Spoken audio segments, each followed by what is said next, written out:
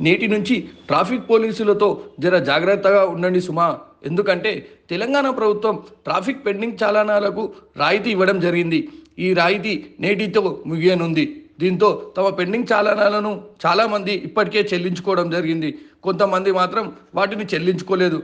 దీంతో అలాంటి వారిపై కొరడా జుల్పించేందుకు ట్రాఫిక్ పోలీసులు స్పెషల్ డ్రైవ్లు నిర్వహించేందుకు సన్నద్ధమవుతున్నారు. నేటి నుంచి స్పెషల్ డ్రైవ్లు నిర్వహించి పోలీసులు వాహనాలను సీజ్ చేసేందుకు ప్రయత్నాలను ముమ్మరం చేస్తున్నారు. వాహనదారులు జాగ్రత్త, తొందరగా పెండింగ్ చాలనాలను చెల్లించండి.